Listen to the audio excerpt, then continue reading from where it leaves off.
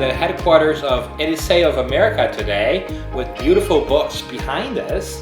But we are here to actually talk about books. We are? We are. We have this interesting question at hand, which is why does Spiritism have so many books? And why do we talk about books all the time? And to help me tackle this question, if it's at all possible, I have my good friend Marcelo Neto and Andrea Marshall Neto down here in Florida. Hello. Hello, how are you? Good. Anything else you want to tell folks about yourselves before we begin the show? Besides the fact that you're very cool. Thank you, Danny. I paid you to say that. So when I was a young girl, I used to get in trouble quite often because I was a little bit mischievous. And one of the things that the person who helped my father, who was a single father, take care of me, what she would do is she would ground me and tell me to go to my room and read a book. And I used to love getting grounded because I love reading books. So books... Which is really funny because, as somewhat related to education as I am, it's exactly what you're not supposed to do. Well, you're not supposed to tell a kid to go as punishment and read a book because the kid will start equating books with punishment. See? But it was the other way around for you. It was the other way around because it was kind of like my alone time, and really, kids kind of let their imagination go wild, and books had that power to me. Mm-hmm. It used to take me to places that I wish I were, as opposed to really where I was at that time, And it wasn't about princesses or fairy tales. It was more of different countries and different places, and my mind wandered, and I remember sitting there pretending to be, pouting, but really I was so excited and happy. I had my own little space for reading books, and little did she know that the moment of being grounded really was my moment of being alone with a wonderful book. So that's awesome. So the Spiritist books, in a way, today fill the void because you had a passion for reading in general. Spiritist books are interesting because they vary so much. I mean, we can talk about the books by Allan Kardec and, the 5 books within the codification and extend it to his other works. But then when you get into the other books, say by Andrew Lewis, and how fascinating the stories are, you see that I believe that one of the reasons there are so many Spiritist books is that it targets different tastes in reading and ideas, and how someone may be comfortable reading like a light story, and someone may be more comfortable picking up a book that is very scary to everybody, which is Genesis, Miracles and Predictions According to Spiritism, which is one of the most scientific books within the codification. So I think that the reason why we have so many different books available to us is exactly for that. A book may speak differently to me than it would to you. So options. Abound, yeah. Which is interesting because... I didn't really realize until we actually posed the question, but I think one defining thing about Spiritism is it started with a book, right? With questions. With questions, right? A book full of questions and answers. That was the Spirit's book, which is a fantastic book, of course. I think we can all agree about that here sitting on the table because we're biased. Yes. Right? But it started with a book of questions. Only $9 at Edicei of America. Nice plug. Well done. Well done. It's a good job putting that in there. Good. That was really good. You did it very charmingly too. Well done. Can you say it again? Where would I go to buy these books, Andrea? The Spiritist Publishing Group has that book. Yeah. Fantastic. But all jokes aside, so it started with a book. So I think books are kind of like ingrained in Spiritism in a way. But why? That's the question, right? Because I wonder if it has anything to do with the fact that a book gives you time to study the information and digest it for yourself.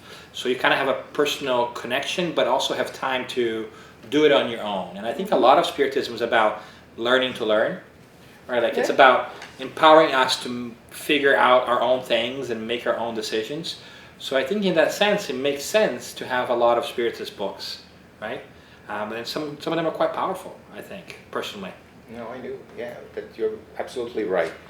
We have actually Spiritist books are liberating because we have so many questions in life, and if you pay attention to the first book that Kardec released in 1857, and it has like 1,019 questions, and if you pay attention to the questions, most of the questions, they're placed there are questions that we often ask for ourselves.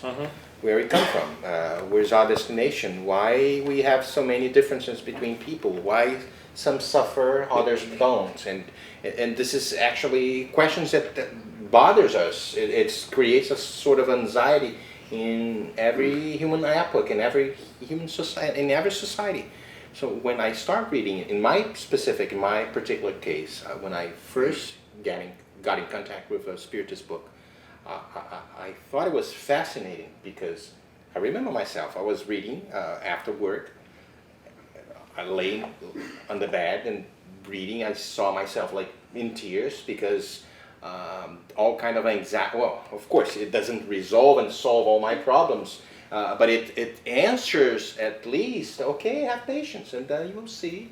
So in my case, I think the Spiritist codification, the Spiritist literature, it's liberating. Because give us answers for many questions and situations and occurrences that we see in our daily lives, and we are simply, oh my God, I can relate to this story, I can relate to that fact or that person. This is my story, this is a story that is somebody that I know, and we see, okay, now I have the reason, I have the answer, I have the, okay, probably this is why it's happening this and that. We see the law of cause and effect.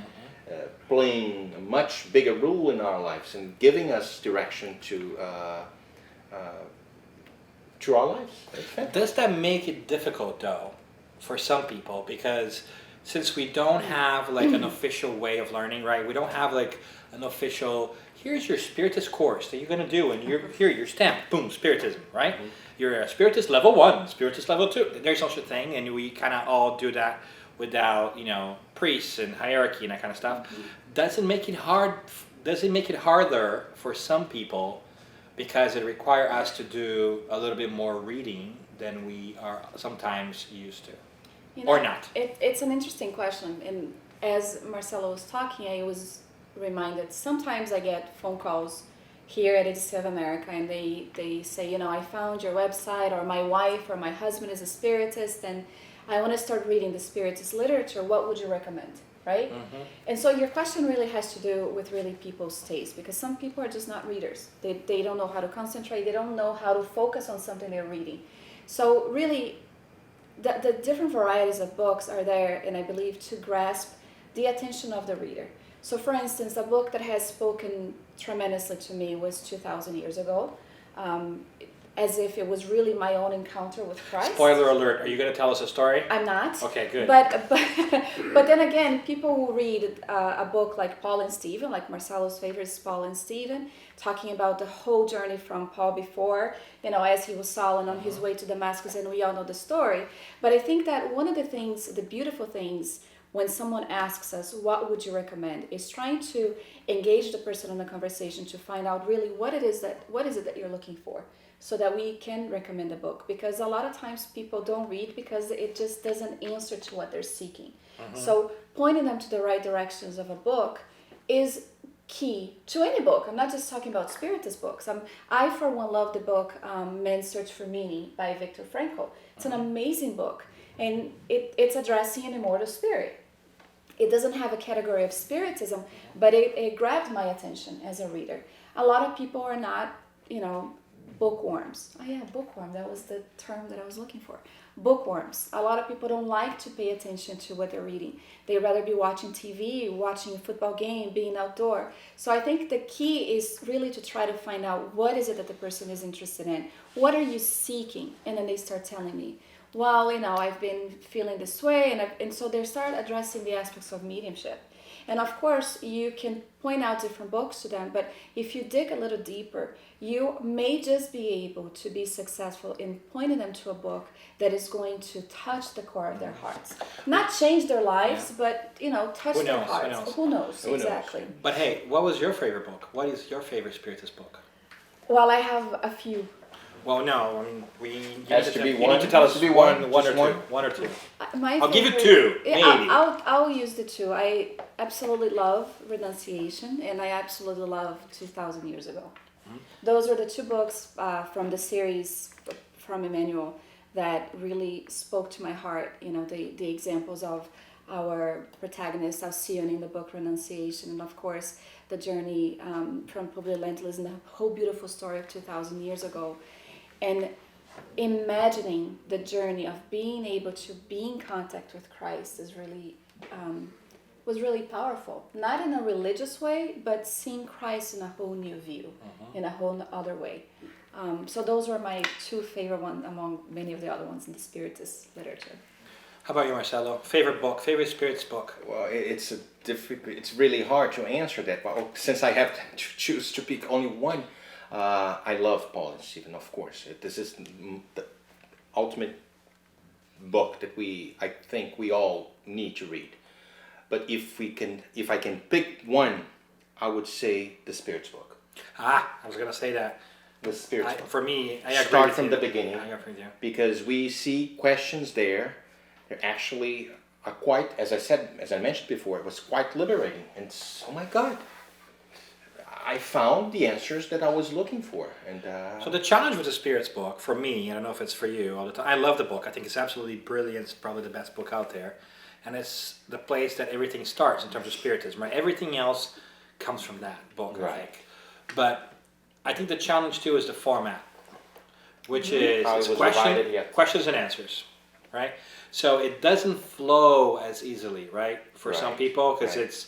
it's the whole, like, here's a question, here's what the answers from the good spirits were, and does that make sense? And I find fascinating about it how the book came together. We can talk about that later, but I find that sometimes hard to read, and reminds me of what you were saying about finding the right book for the right person, right? So did you read the whole thing at once, for instance? Or how did it work for you? from the beginning to the end.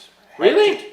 It might be the first time, Yeah, the first person that ever I told me didn't. that. I mean, just the introduction alone, I would have put it down after like 10 minutes because it's, to me, as I read this beautiful book, it's a wonderful book. Guys, read the Spirit's book. But the introduction also is pretty long. But go ahead, you read it. I simply devoured the book.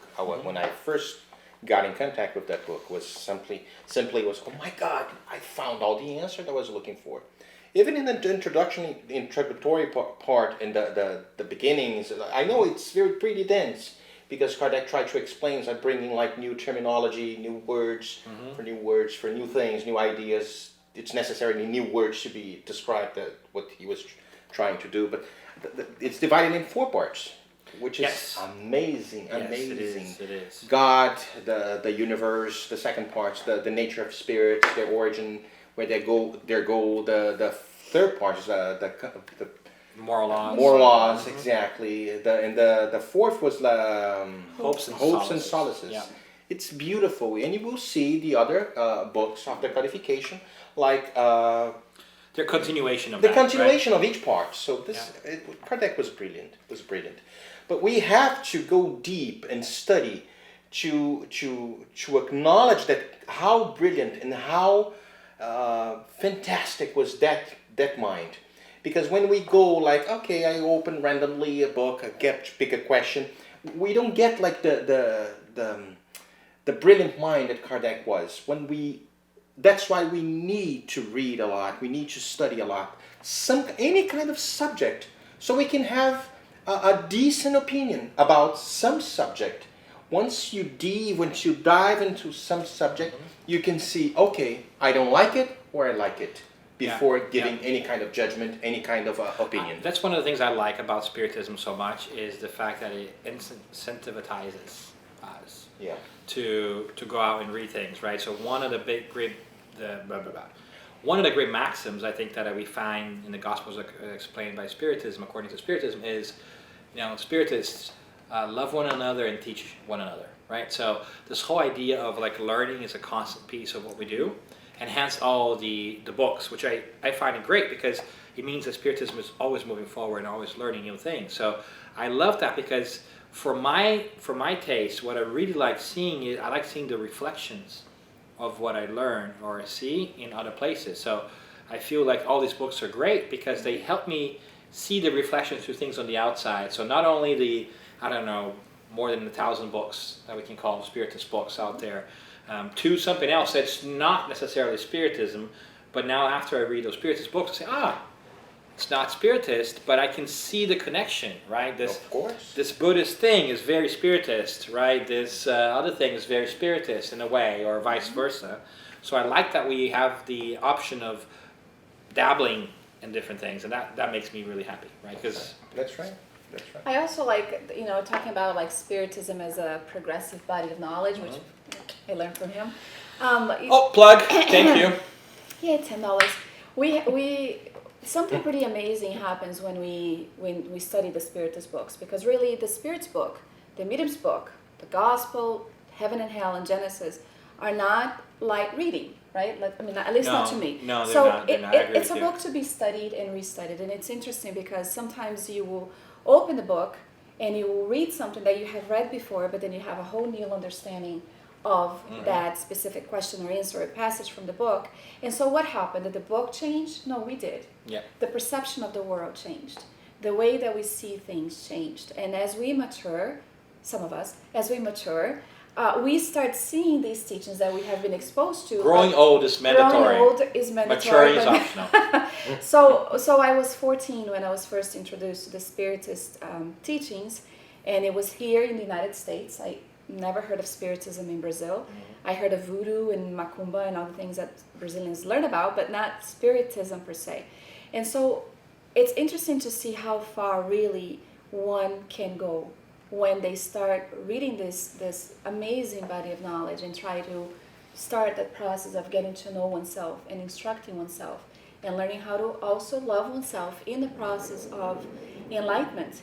So what I think is really cool about what you said is, and I think that's something that hits home for me, is that's a great starting point, right? These books that you talked about that are often referred to as a Spiritist codification. right? And we call it codification because Kardec codified them or structured them and organized them. He was the editor basically, because I think what is commonly unknown, or at least not really talked about, is how, for instance, the Spirit's book came to be. He was the best reporter ever. He Exactly. was. He was a scientist. Reporter of the beyond. He was a scientific guy, right? Because That's right. he sees all these different questions, and he sees if they are showing up in different places, if the answers are the same. If the answers jive, then he accepts them because there's multiple validations. Isn't it fantastic? It's incredible. It's incredible. And back then we didn't have like internet. We don't have like imagine No. how long it would take. It would take to do all this. And no computer either to type that No. stuff and cut and paste. Right, To organize that. wait like Yeah. 2-3 months to get the answer. So it's a lot of work, Did right? you know that he woke up every morning at 4 a.m. to do all the work I that did was not know that. entrusted to him? Uh-huh. It's true. Yeah, 4 a.m. is kind of Extremely disciplined man. 4 a.m. is kind of hardcore. It was a lot of work. I mean, if you read, now we have some of the Spiritist review coming out, the Spiritist magazine that are being translated. The what are the 58, 59, and 60 are already out. Those years, but there's specific talks there that is really important to read. But once you get to know the man, Allan Kardec, and the dedication that he employed, a lot of people feel, oh, the codificator of Spiritism. Okay, what does that mean? But the kind of work that he put in there, and the way that he lovingly gave of himself with trust utmost, even though he was always constantly advertised about his health, about being overworked, about not getting any kind of rest whatsoever, it puts into perspective the grandiosity of his work and how much effort he put into bringing these books that really are here for all of us, regardless of where we come from, our creed, our religion, our race, our sexual preference, whatever the case may be. It is for the immortal spirit, and it speaks directly to us. And it is one of the cool things about it, I think, is that's also the reason why it's not about Kardec. Right? It's not Kardec's philosophy, is Spiritism, right? This is, I think, is what's so wonderful. He was always also very keen, along with the good spirits, to know that, yeah, he played a part in this, but it wasn't solely his work. It was a collaboration of many different people, right? And so it's Spiritism, not Kardecism, right? For that matter. So I think that's really great. But what I like about that was he was the starter. He was the spark that started it all, because once we're done reading his work, and I think we can all agree that we can always go back and read more, but he actually tells us that we should go out and read more things, right? We should find things that are great, and if we ever come across something that does not jive with what we read, we should accept this new evidence, this scientific piece, and leave the wrong stuff behind.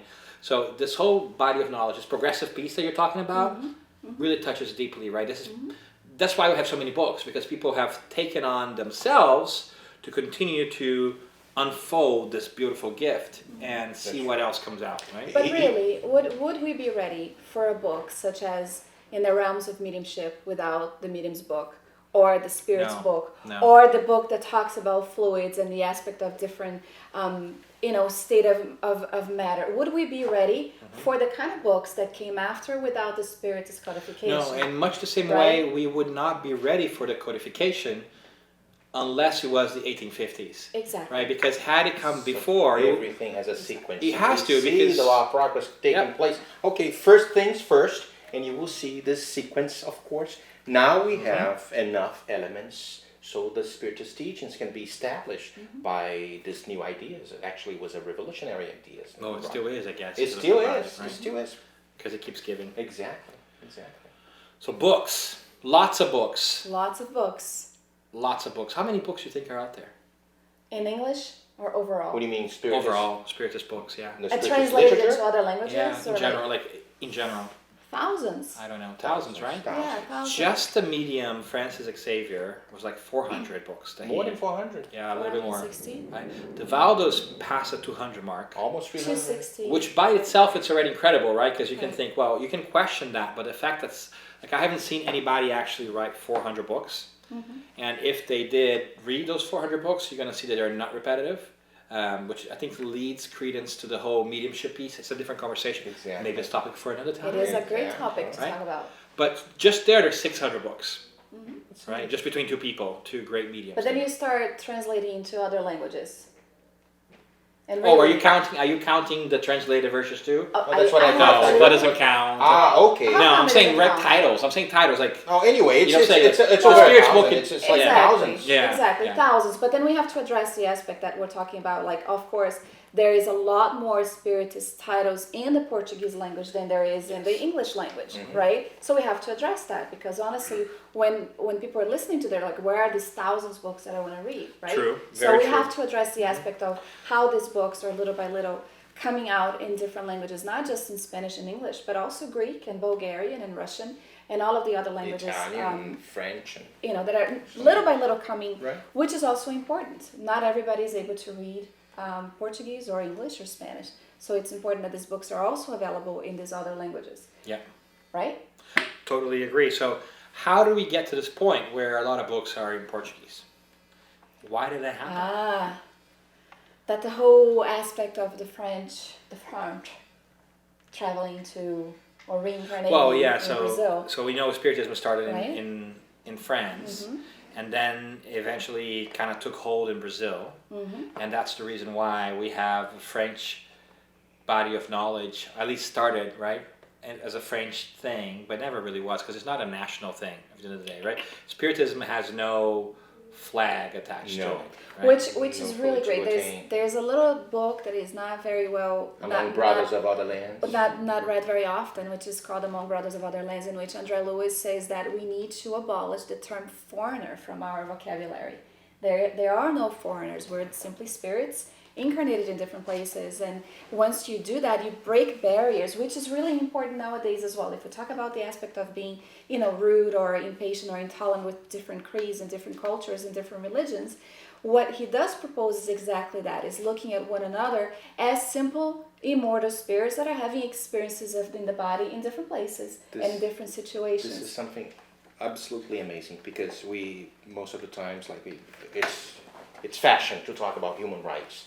And we see the differences now with this globalization process. We have access to any information around the world. You Google any word, anything, and you find out like in seconds. In a heartbeat. In a heartbeat, in seconds.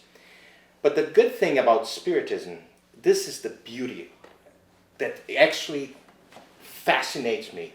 It destroys completely racism, prejudices, because we are here incarnated in some kind of nationality. We can speak like a language. Next life, I could be in someplace else, different culture, different language, different family. So we experience many, many, many lives and many, many bodies in many, many ways to understand and to put the spirit in a whole new, different perspective, understanding that we are no better than others. We are simply parts of a big family that comprise the whole universe. This is so fantastic because, okay, today it could be black, could be white, could be yellow, doesn't matter the color, the language that I speak. Next life, I could be simply somebody else. So I think we can all agree we could use a little bit more spirituality in that piece, Oh right? my God. And reincarnation is the ultimate Ultimate leveler of all things, right? tool. But we haven't internalized that yet, right? It's a process. It is. I could kind of argue that, well, look at India. India believes in reincarnation, and a lot of it was used to actually enslave people to a certain extent, right? Because you they have the believe caste in season, you cannot move. Exactly. So- So you're always going to be reincarnated in that Same. layer of... Which we know it's not the case by what we We learned in know. Spiritism, right? Exactly. But I agree with you. I think, well, we still need the knowledge of reincarnation, but we need to have our souls touched a little bit to understand the consequences of that. I think we're starting to see that a little bit. And our books bring this to us, right? It does. I mean, if you're gonna take a book and to read it, really read it and see what you're getting from it. I think that's like one of the main things. Why do you pick up a book? What is it about that book that made you pick it up, read the foreword or the introduction or the back to find out what is it that made you wish to open the pages and devote some time of your day to read that book? It needs to be answered, and it can be light reading. It can be a book on comedy or romance or whatever that it is that people wish to do. But what is it that you're getting from that book? From that book. And how is it that you're internalizing? Because you guys were talking about how the power of the book, and my mind went back to that girl. What's her name? Malala. Malala, yeah. And how she talks about the need for education, because really that's the greatest weapon there is for Yes. peace and bringing enlightenment. And books do just that. A good book, good read, will do exactly that, Yes. because it's addressing the It liberates vices, us. It but it's frees also us, yes. it's also empowering the virtues that we have within ourselves. A lot of people focus only on the negative, but books have this ability to make us flourish from within. And gives us time to do that. It gives us Right? time to do that. Because exactly. you can do that on your own, you can reflect, you can go back to it, You which metabolize is the something thing. that you cannot do with some conversations sometimes, other than this one, because this one here is being videotaped, so you can kind of go back and 5 seconds back and think about it again. But you know what I'm saying? Like It's true. there is an individual piece to books that you sit there and you struggle with it or you love it, and it's a personal relationship. It's a silent friend, really. It is. It is because when you're reading a book, also, one of the things that you do without words is you are confessing to the book. You're thinking about your traumas, you're thinking about your pains, you're thinking about issues that maybe you don't have the guts to verbalize to someone else. So it is a silent friend. You're allowing the book, the content, to go in and see how you're able to heal certain things that perhaps you don't have the courage to verbalize. A good book. So a good book. good I'm talking book. about a good book. Or you could be stirring things up. Exactly. Right. Well, you can stir things up, but it's amazing. Like if you read some of the books by, Psychograph by Divaldo with Joanna de Angelis, which brings great psychological content, addressing the everyday issues of human beings. And if you're having that book there, it's as if you have a silent therapist before you, right? Paying attention to what you need. And how wonderful that you can mark the page, revisit that, come back to it. And if you cry, Amelia Rodriguez has this beautiful passage that she talks about the book being the silent friend. And the book is basically talking to the reader saying, I invite you to pick me up and open my pages. And if by any chance you get frustrated and you wish to toss me back into the cabinet, I won't feel offended. I will wait patiently for you to pick me up again. So I have deep love for books. It, again, takes me back to when I was a little girl. But it's also one of the tools that, to me personally, is really empowering and very beautiful. So you bring a great question. I want to hear your guys' opinion on this. But I'm sometimes afraid of what I'm calling the newspaper effect, right? Where folks read the newspaper or whatever it is without a lot of deep thinking. Right. They just read the words and they accept it and they don't think about that. So that sometimes happens with folks with books, right? They just read the book and they don't stop to think about what they are reading. You just kind of like take it in as if you're watching a soap opera or whatever it is, right? Mm-hmm. So what is it that you do? Do you have any habits of, like, how do you read a book and you think about a book? Is there anything that you do while you're reading a book? So you, for instance, like I used to do this, I don't do this anymore, but after each chapter, I would stop and try to summarize the chapter in my mind, right? So I understand what it was happening and so forth. I am a big iPad and Kindle reader. I like the actual books. I like to make notes on it, but I travel a lot, so instead of taking like 10 books, because I like to read different books at once, so I have little notes. Whenever I read something that is very impactful, I will add a note to it that I can revisit. And that's the best piece about digital books, because if you write little notes, you don't lose them. You don't lose Whereas them. in a real book, you write little notes and then you give the book to somebody, like, oh man, all my comments that I had placed on the thing. And the big right? thing is, like, you can add a comment too. You know, you can say, you know, revisit this or something that will bring your attention. So all my books, But it doesn't have the little smell of bookmarks. books. It doesn't have the smell of books and the touch of it, and you're like. But the good thing is that you can bookmark it without having the little bookmark on the actual book. It doesn't damage the book, because that's the other thing too, right? So me personally, when I read something, Is she one of those? She has to she can't have little. Yes, she is. I can't, yeah. So I like to do that. I like to do little highlights and add little digital post-it notes to myself. So, and how do you read, Marcelo? Well, actually, I quite do exactly what you say. Well, right after I finish a chapter, I try to, summarize the thing and pay attention. I'm not like a fast reading. I don't read like Andrea is just like a scanner. It's amazing. She's like, boom, boom. No, it's impossible for you. Did you pay attention, actually, what she's reading over And then he there? asked, what did you just read? No, what did you just read? But she read like this. Boom. I said, no, impossible. And I read and I reread. I go back and I see, I pay attention, I meditate, So now your fault you do things quicker, right? Well, it's a habit. Reading also develops a habit where you're able to read quickly, which is not a good thing. Quick readers are not special by any chance. They might be missing out important information, but I think that the creating of a habit, all people are like, I don't read. What do I do to create a habit to read? Start reading. That's how you create the habit of reading. You start reading.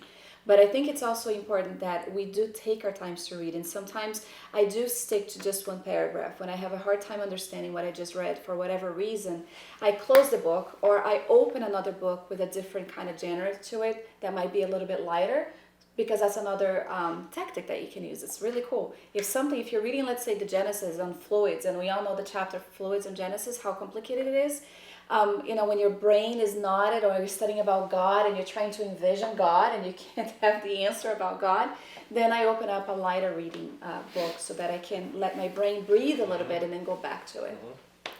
Yeah, so last question for us to be able to start to wrap this up, because hopefully we'll make the point. The books are great. What book would you suggest for folks, or what book you think is a little bit overlooked that people don't think about? We've heard about, your favorite books. You talked about 2,000 years ago, and what was the other one? Renunciation. You talked about The Spirit's book and the Spiritist Paul Stephen, which I'm on board with both of them. I think they're fantastic. So what's like a dark horse book that people should pay attention to, or they might want to think about, that they can find in English that you really like as well? Maybe that's a suggestion, and we can kind of close that up. Yeah, I mean, it's a hard thing to answer once again, Dan, because it's, I always go back to the person and getting to know them and their.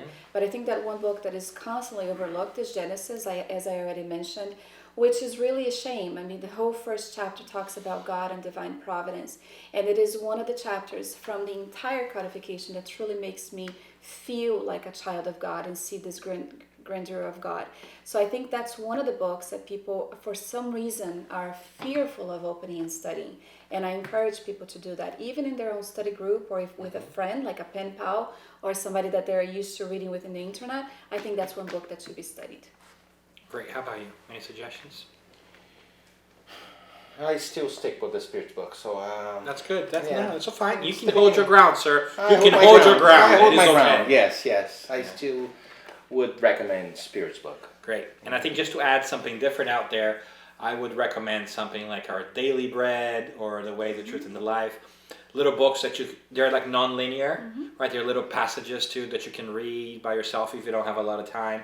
I think there's also great reflection books.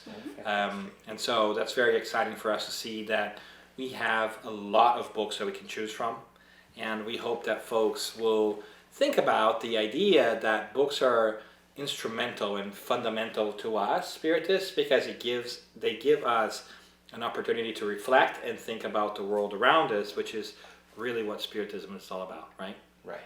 And so we already heard a plug from Andrea earlier where to get books. We can do that. You can search the web. There's also on Amazon, right? Lots of books out there. We also take phone calls if you have a question about a certain book. I do get people call in and say, can you suggest another book to further explain this? We are here open, always willing to answer emails or questions about books. It's and by we, Andrea really means her. I'm just going to put it out there. She just made herself available, right, to answer people. And which number, what number should they call? You can call 305-758-7444, or you can also send us an email at info@ediceiofamerica.com. Can you spell Edicei of America for us? Yes, I can. EDICEI of America.com. You can also send it to andrea.marshall@ediceiofamerica.com. All right, thank you. So thank you both of us for taking some time to talk about books and look at all those books around us, which is great. There's a lifetime of learning happening over here. And thanks for joining us, our video edition of Spiritist Conversations. Thank you very much. Thank you very much. Thank you. And for everybody else who's looking, come to our Facebook page. Tell us what you think. Tell us what is it that you like to do or to ask or to have us talk about. It would be great to have you join the conversation. Thank you very much and have a great day. Bye guys. Thank you. Bye. Thank you very much.